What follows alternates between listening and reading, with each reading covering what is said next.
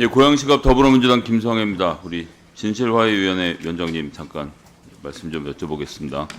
작년 10월 황인수 국장이 저희 마스크맨 말씀드리는 겁니다. 직원들 대상으로 교육 실시하면서 진실과 화해를 위한 과거사 정리위원회 국장으로서 대단히 부적절한 발언들을 쏟아냈는데 알고 계십니까? 파악해 보셨습니까? 보도에 난 범위 내에서는 알고 있습니다. 어떻게 적절하다고 보십니까? 일부 부적절한 부분이 있습니다. 그냥 부적절한 정도인지 아닌지 한번 내용을 볼까요?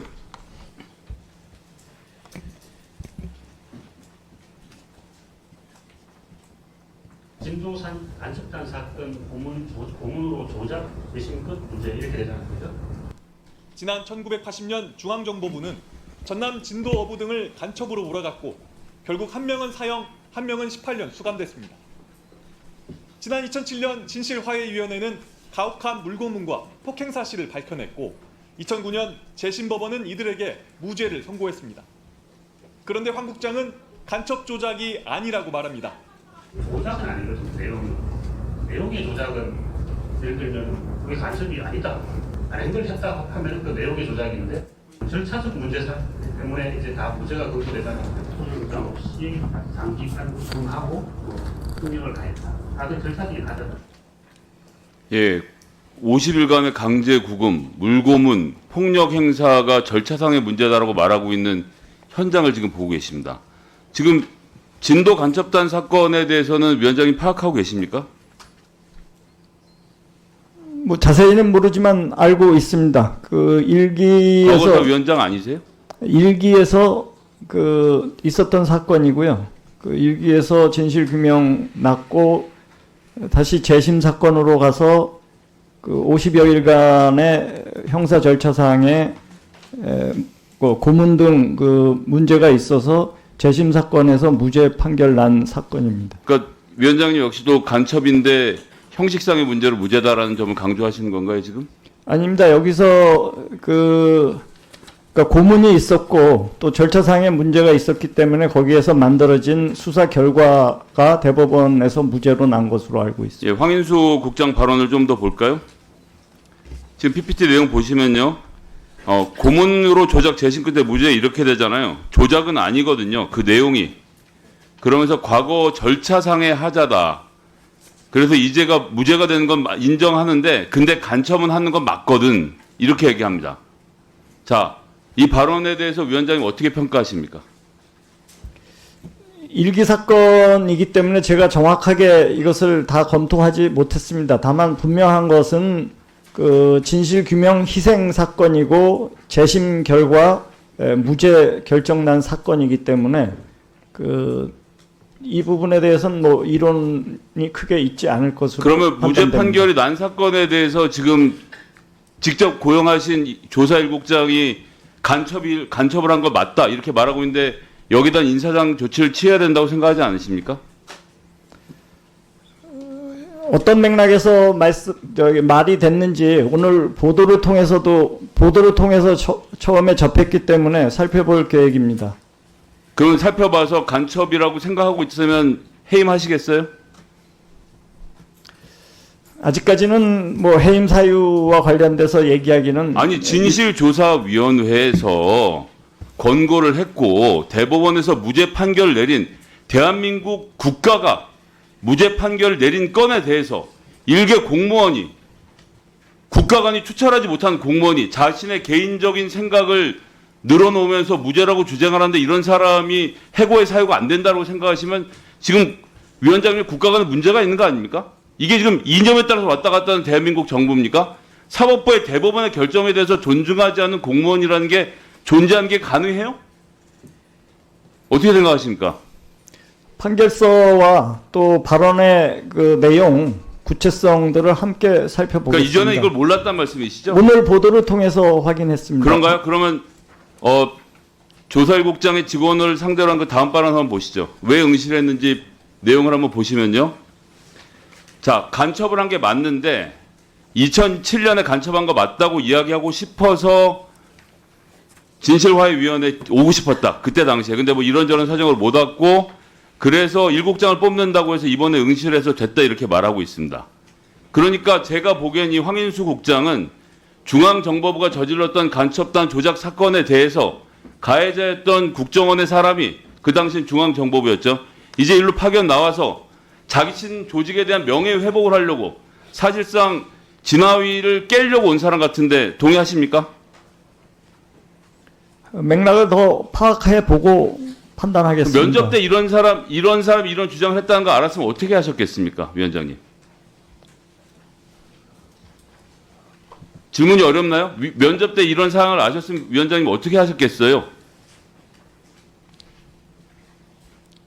살펴볼 부분이 있다고 생각합니다. 자, 다음 보시죠. 조사국 상대로 했을 때 황 국장이 실토를 합니다.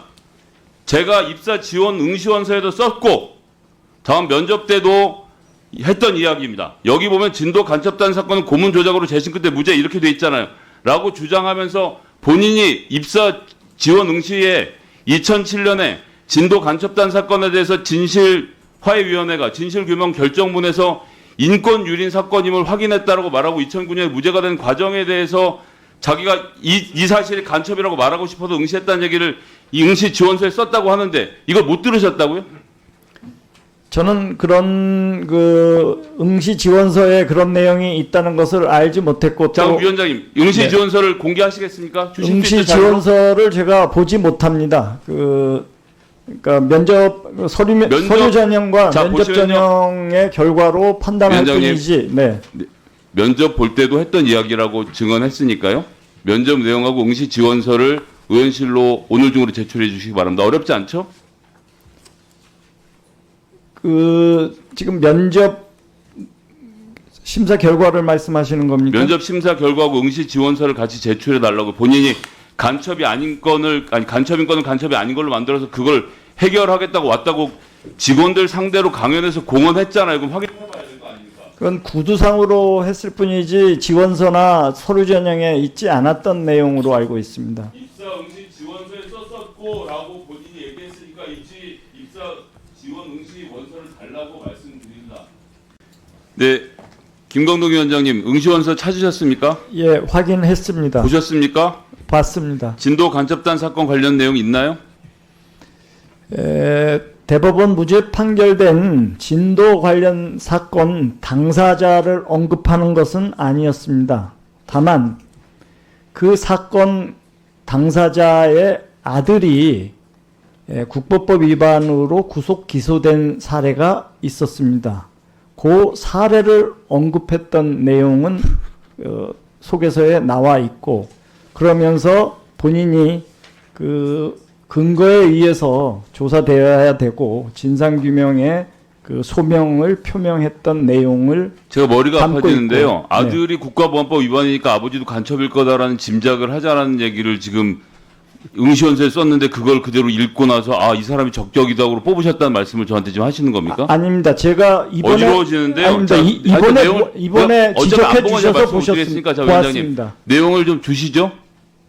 이번에 아니 그러니까 김성현 주시면 의원님이 읽고 나서 지적해 하겠습니다. 예, 그러니까 읽고 나서 다시 대화를 할 테니까 세 번째 질의 전까지 내용을 좀 제출해 주셨으면 좋겠습니다. 자, 경찰청장님 다른 얘기 좀 할게요. 그 김성현 의원님 제가 말씀드렸으니까 잠시- 그만하시고요. 아니요, 경찰청장님, 이거는 공개되기 위원장님, 어려운 자료에 해당. 위원장님 이렇게 예, 하면 안 될 것 같은데 좀 막아. 제가 그 문제는 진행하면서 정리하도록 하겠습니다. 네, 김광동 위원장님 한국전쟁 전후 민간인 피학살자 전국 유족회 면담 요구하면서 농성했는데 그분들 주장이 뭐였는지 아세요? 면담 그 성사와 사퇴 요구였습니다. 그 사건 처리가 공정하게 되고 있지 않다는 질타가 이어졌었는데 지금 사건 처리 제대로 공정하게 하고 계십니까? 주어진 여건 속에서 작은 그 조사 인력 가지고 최선을 다하고 있습니다. 다만 2만 여건이 들어와 있기 때문에 부분적으로 많은 분들이 불만을 가지고 있는 것은 사실일 것입니다. 황인수 조사일국장님은 위원장님이랑 생각이 다르신 것 같은데 직접 한번 들어보시겠습니까? 학살 사건을 조사할 땐 남북 진영의 균형을 맞추라고도 주문합니다. 북한의 만행 3건이면 남한의 만행도 3건 하는 그 정도는 괜찮다. 내가 용인한다 그랬다는 거예요. 숫자적인 균형을 맞춰야 되겠구나라는 생각을 가져달라는 겁니다. 자, 녹취 계속 보시죠. 최소한 사례를 3개 들었으면 북한이 한 만행 3개 정도는 쓰자는 거지. 제가 바로 그 황인수 국장입니다. 이런 역사적 인식을 갖고 있으니까 최소한 숫자적인 균형을 맞춰야 되겠구나라는 생각을 가져달라는 겁니다라고 일국의 직원들한테 얘기합니다. 그럼 국장이 저렇게 얘기하면 무슨 얘기예요? 개수를 맞추라고 하는 거면 진상 규명을 하라는 게 아니라 적절하게 조작해서 개수를 양쪽으로 맞추라고 하는 건데 이래서 진전이 안 되는 거 아닙니까 혹시? 균형을 맞춰서 진행해달라는 취지로 이해해 주시면 될 것 아니 같습니다. 접수된 사건을 사건대로 해결하면 되지 북한 거 3개 남한 거 3개 맞추는 게 맞아요? 위원장님도 그렇게 생각하세요?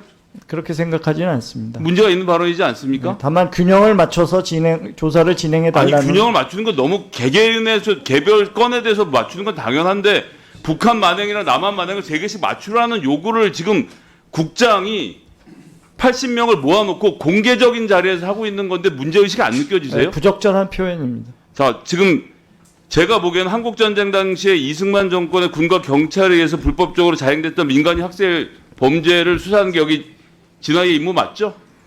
적대 세력에 의한 민간인 그건 희생까지 알고요. 함께 하고 앞에도 있습니다. 맞잖아요.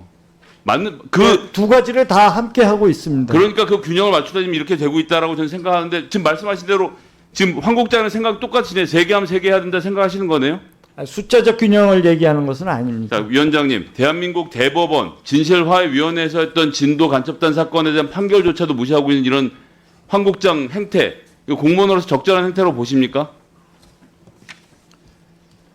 어떻게 보세요? 답변을 주셔야죠. 앞에서 부적절한 부분이 있다고 말씀드렸고 바로잡도록 노력하겠습니다. 자, 국민들이 보시기엔 왜 도대체 위원장님도 그렇고 황 국장도 그렇게 저렇게 하라는 피해자들은 안 하고 간첩하고 부역자를 찾아내겠다고 혈안이 되는지를 궁금해하실 텐데요.